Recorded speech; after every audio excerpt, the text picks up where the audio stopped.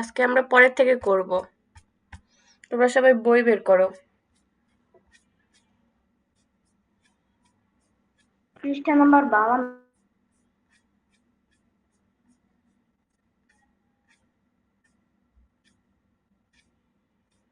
পৃষ্ঠা নাম্বার 52-তে আপনি পড়া দিয়েছিলেন হুম 1 থেকে 8।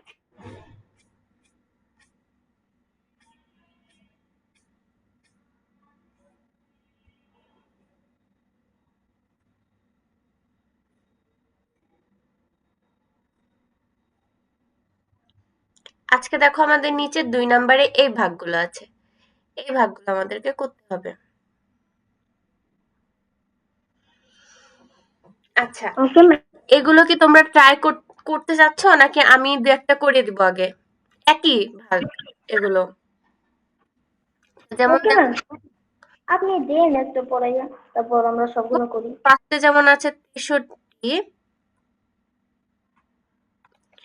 ভাগ 5। হুম, দেখো 5 হচ্ছে, সরি আমি এখানে ভাগের এটা টেনে ফেলেছি, এটা একটু মুছে দিই।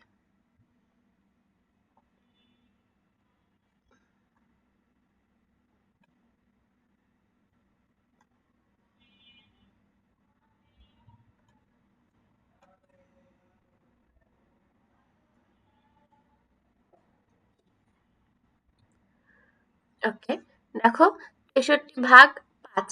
এবার আমি 5 দিয়ে যদি 6 কে ডিভিশন করি, 6 এর মধ্যে তো 5 একবার ভাগ যায়, তাই না? ইয়েস। তাহলে আমি ভাগ দিয়ে দিলাম। তাহলে 5 এক কে 5। একটা উপরে যাবে আর 5টা নিচে বলবে। আর এখানে 6 থেকে 5 বাদ দিলে কত থাকে? 1। আর এখানে উপরে কত আছে? 3। 3। এবার 5 এর এই ঘরে 3 নামতা পড়ি। 5 একে 5, 5 দুগুণ 10, 3 পাঁচা 15, 15 বেশি হয়ে যাচ্ছে, তাহলে নেওয়া যাবে না। তাহলে 5 দুগুণ 10 পর্যন্ত নিব। তাহলে এখানে 2 লিখে দিব। 5 দুগুণ 10 এই 2, আর এখানে 10 লিখে দিব। এবার এখানে বিয়োগ করব। বিয়োগ করে দেখো এখানে 3 অবশিষ্ট থাকে। তাহলে এখানে আমি কি কি পেলাম? এটা কি আমার বলো তো, সব দুইজনের মধ্যে দুইজনই বলো, এটা কি আমার বলো তো, যেটা অবশিষ্ট থাকবে? এটা ভাগ শেষ। ভাগ শেষ। আচ্ছা, হ্যাঁ, মানে এ- রিমাইন্ডার আচ্ছা, কিছু বলে। এটা আমার কি? এটা ভাগফল। এটা আমার ভাগফল।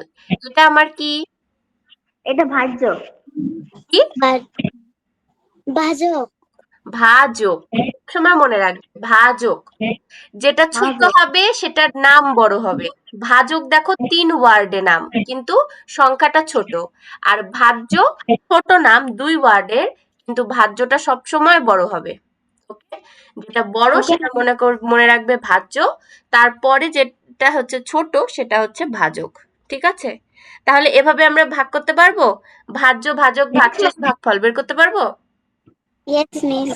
ম্যাম, কিন্তু আমার একটা প্রশ্ন আছে, ওইখানে যে 13টা লিখলাম, 13 থেকে যে 10 বাদ দিতে হবে, 10টা আসলো কোত্থেকে? 5 দুগুণও আবার 10 হলো না? এই যে 5 দিয়ে আমি 13 কে যখন ভাগ করব, 5 দিয়ে তো আবার আমাকে 13 কে ভাগ করতে হবে, তাই না? Yes ma'am. এখন ও আমি, এখন বুঝতে পেরেছেন? হ্যাঁ 5 দুগুণ 10 হলো, সেই 10। ওকে, ওখান থেকে বাদ দিলাম, 3 থাকলো। এখন ক্লিয়ার সাহেব? ইয়েস ম্যাম, আপনি এখান থেকে করতে দেন কিছুটা। হ্যাঁ, এখন আমি সবগুলোই করাবো এখান থেকে একে একে। আগে তোমরা 2, 3 আর হচ্ছে 4, এই 2, 3টা করো। 2, 3 আর 4 করো। ঠিক ওকে আছে? ম্যাম। ওকে, তারপরে বাকিগুলো। Yes ma'am. সাহেব তো কালকে কঠিন কঠিন বলছিল, আজকে কেমন লাগছে? সহজ লাগছে না? অনেক সহজ।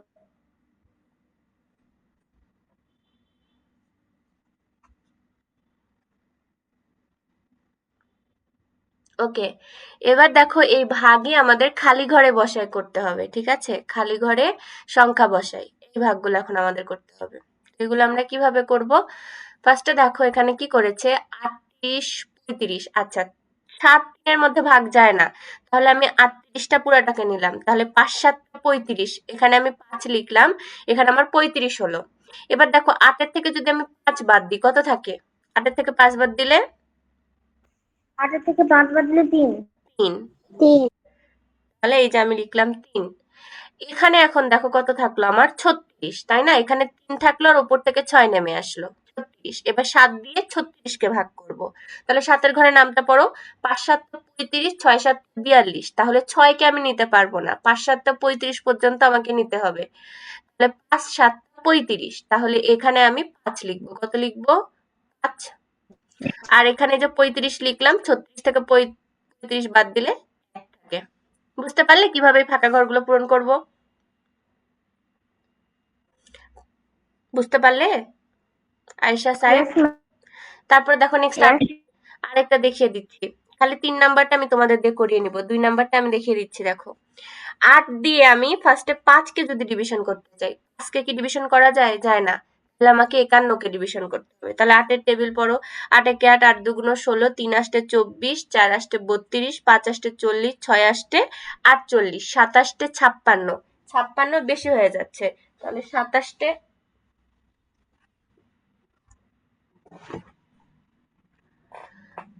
তাহলে কি বললাম? 7 7টা, সরি, 8 এর টেবিলে কি বললাম? 8 একে 8, 8 দুগুণ 16, 3 আষ্টে 24, 4 আষ্টে 32, 5 আষ্টে 40, 6 আষ্টে 48। তাহলে আমাকে 48 পর্যন্ত নিতে হবে।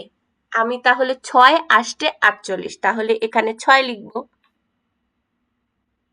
ঠিক আছে, আমার 6টা তো সেই বিচ্ছিরি হয়ে গেল, দাঁড়াও,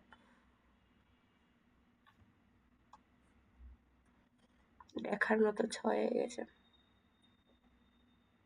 তাহলে এই যে 6 আষ্টে 48 এর 6 লিখলাম। তাহলে এখানে আমার কত হলো? 48। তাহলে এই যে 4 আর এই যে আমার 8। ঠিক আছে, এবার 48, 51 থেকে 48 বাদ দিলে কত থাকে? 49, 50, 51, 3 থাকে, তাই তো? আর উপরে আমার কত আছে? 2, সেই 2টা আমি নামিয়ে দিলাম। এবার আবার 8 এর ঘরে টেবিল পড়ি। 8 একে 8, 8 দুগুণ 16, 3 আষ্টে 24, 4 আষ্টে 32, 4 আষ্টে 32। তাহলে সাহেব বলো তো আমি এখানে কত লিখবো?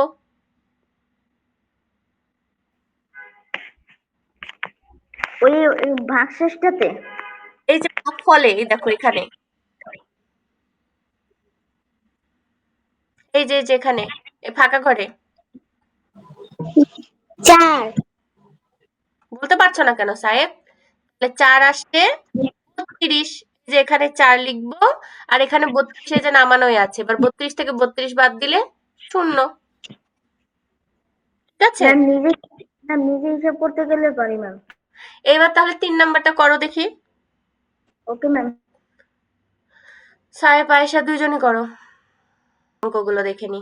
ওকে, তাহলে দেখো এবার আমাদের পরবর্তীতে যে অঙ্কটা আছে, বলেছে 144 ভাগ 4। 144 ভাগ 4, সব ভাগের একই নিয়ম, বুঝতে পারলে? কোনো ডিফারেন্ট নাই। ওকে, 144 কিন্তু ম্যাম ভাগ, আগে যেভাবে করেছি সেইভাবেই করব নাকি এইভাবে তুলে দেখানো লাগবে? এই যে দেখো আমি যেভাবে করছি এভাবে করব আমরা। কোনো ঘর টানা লাগবে না, ওটা খালি ঘর ছিল তাই আমরা খালি ঘর পূরণ করেছি। এখানে তো কোনো খালি ঘর নেই, তাহলে কি পূরণ করব? এখানে নর্মালি ভাগ করব। তাহলে দেখো 4 দিয়ে কি 1 কে ভাগ করা যায়? যায় না। তাহলে এই 14 পুরাটা আমাকে নিতে হবে। তাহলে এবার 4 এর টেবিল পড়া শুরু করি। 4 একে 4, 4 দুগুণ 8, 3 4 12, 4 4 16। 16 হয়ে যাচ্ছে, আমার তো 16 হবে না, 14 লাগবে। তাহলে 3 4 12 পর্যন্ত আমি নিব। তাহলে এখানে এই যে 3, আর এখানে আমার হচ্ছে 12। ঠিক আছে, তাহলে এখানে বিয়োগ করলে থাকলো 2, আর এখানে হচ্ছে 4। এবার আবার 4 এর টেবিল পড়ো। 4 একে 4, 4 দুগুণ 8, 3 4 12, 4 4 16, 4 5 20, 4 6 কত হয়? 24। তাহলে এখানে এই যে 6 নামিয়ে দিলাম, আর এখানে কত? 24।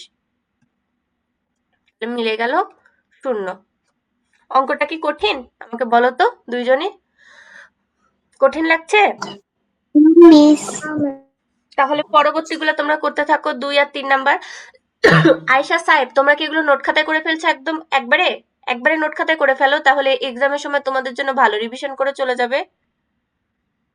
ওকে, এবার 2 থেকে শুরু করো। কিন্তু ম্যাম এখানে বইতে যেভাবে দেখাচ্ছে যেমন মানে সমান সমান এইভাবেই করতে হবে নাকি ওই আগে যেভাবে করছে ওইভাবেই তুলতে হবে? এখানে কোথায় সমান সমান? না না মানে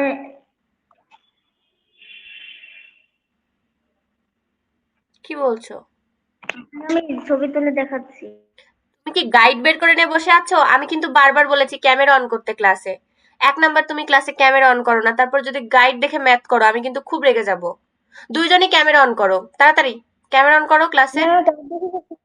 ক্যামেরা অন করো। সাহেব ক্যামেরা অন করো। সাহেব ইয়েস ম্যাম। ক্যামেরা অন করো। এই ম্যাথটা আমরা এভাবে করব, এখানে অ্যান্সার লিখে দিবে। এই যে এভাবে লিভ নিয়ে নিল। আয়শা দেখো বাবা এই অঙ্কটা কিভাবে করবে। এই যে 144/4 আছে না, এভাবে তুলে এখানে অ্যান্সারটা লিখবে সমান সমান দিয়ে। ওকে, এখানে যেটা অ্যান্সার পাবে এই যে 36 সেটা এখানে লিখবে, মানে তোমার খাতায়। ওকে, আর অঙ্কটা করবে নিচে এখানে লিখে, এখানে লিখে এই রাফটা করবে। ওকে, তুমি আমার কথা বুঝতে পেরেছো? Yes miss. হুম। সাহেব ক্যামেরা অন করো। Yes ma'am. হুম, এবার আমার কথা শোনো। এই যে এই অঙ্কটা আছে না, ১ নাম্বার দিয়ে এই অঙ্কটা তোমার খাতায় আগে তুলবে, তুলে সমান সমান দিয়ে জায়গা ফাঁকা রাখবে, রেখে নিচে চলে আসবে সাহেব।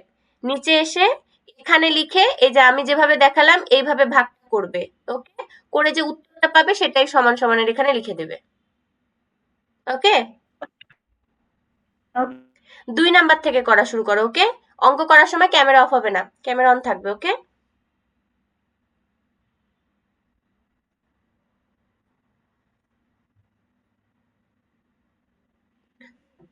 ৫৪ পৃষ্ঠার ৬ থেকে ১০ পর্যন্ত তোমাদের বাসার হোমওয়ার্ক থাকলো, ঠিক আছে? এই ৫টা অঙ্ক বাসায় করবে। এই ৫টা অঙ্ক বাসায় করবে। কোনোটা যদি সমস্যা হয় সেটা ফাঁকা রাখবে, আমাকে বলবে, আমি সলভ করে দিব। ঠিক আছে? ঠিক আছে? Okay ma'am. ওকে, ঠিক আছে। তাহলে চলো এবার আমরা পরের সাবজেক্টটা পড়া শুরু করি। ঠিক আছে?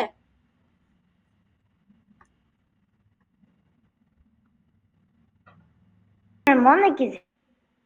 তাহলে বাম পাশ ডান পাশটা করে ফেলো। ওকে। এত হাসি কি জন্য সাইফের, হ্যাঁ?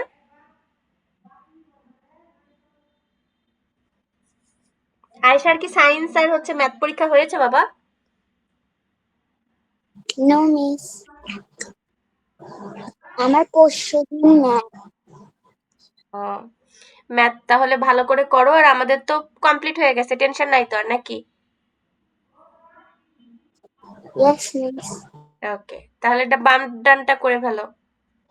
এখানে দেখো বলা হয়েছে বাতাস চোখে দেখা যায় না, তবে আমরা কিভাবে বুঝি এটি একটি পদার্থ? আচ্ছা, আমাকে তোমরা দুইজনের মধ্যে কেউ বলতে পারবে, বাতাস তো আমরা চোখে দেখতে পাচ্ছি না, তাহলে আমরা কিভাবে বুঝবো যে এটা একটা পদার্থ? ম্যাম এটা বুঝবো আর এটা এদের খবরও সায়েন্টিস্টরা জানলো, কারণ হচ্ছে এই বাতাসটাকে মানে যখন তারা বরফ মানে ঠান্ডা করে তখন দেখা যায় যে ওখানে মানে কুয়াশা হচ্ছে, মানে পানি ড্রপ মানে বাতাসের ভিতরে এক ধরনের ড্রপলেট থাকে পানি, ওইটা যখন ঠান্ডা পায় তখন তো বরফে পরিণত হয় আর ওইগুলোই হচ্ছে আমরা কুয়াশা দেখতে পাই। আর এইটি সায়েন্টিস্টরা মনে করে যে এরকম সবসময় বাতাস থাকে আর এটা হচ্ছে পদার্থ। আচ্ছা, আয়শা তুমি কিছু বলবে?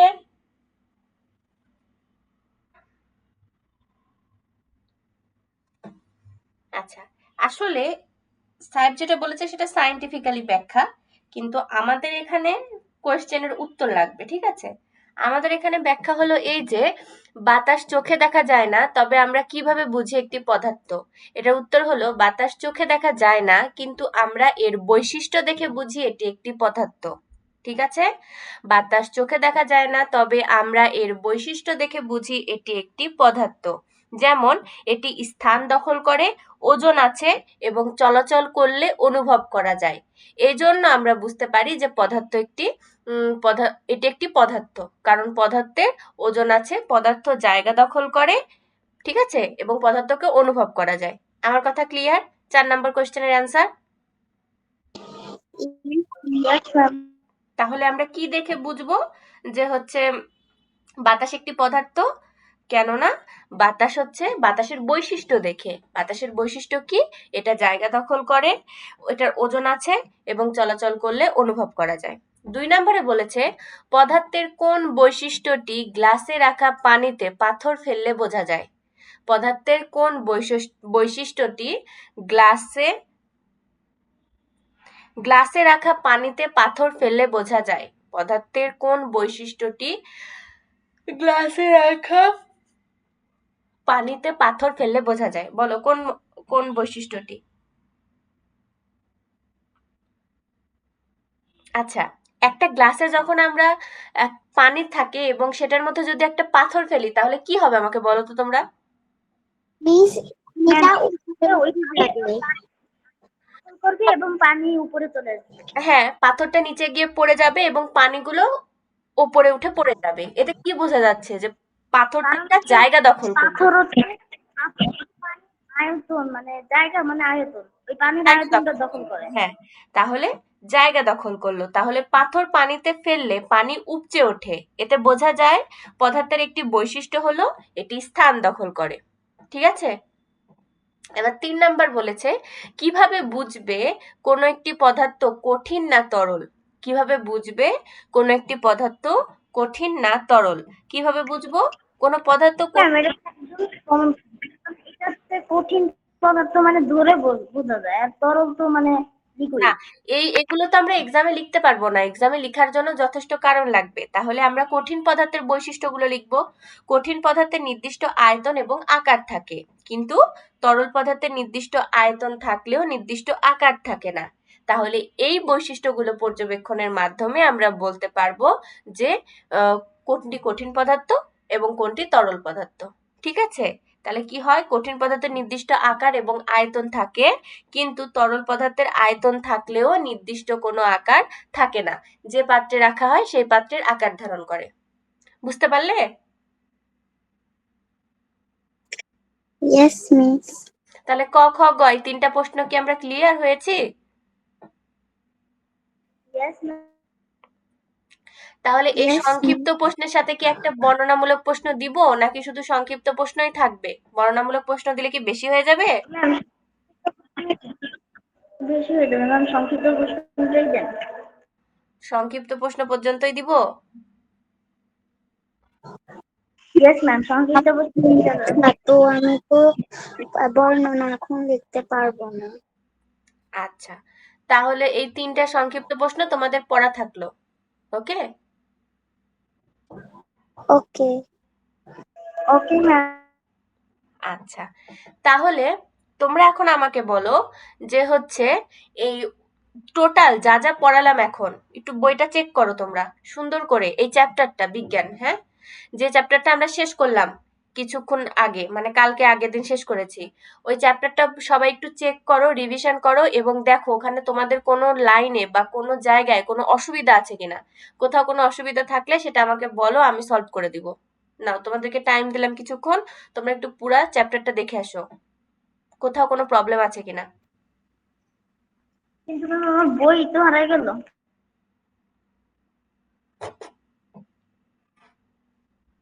এমন সময় এসে হারাইলো, কেমনটা লাগে। আয়শা, তুমি চেক করো বাবা তোমার কোনো প্রবলেম আছে কিনা, ঠিক আছে? গোটা বইটা, মানে গোটা বই বলতে এই চ্যাপ্টারটা, ঠিক আছে আয়শা? চেক করে আমাকে বলো কোথাও কোনো প্রবলেম হচ্ছে কিনা বুঝতে।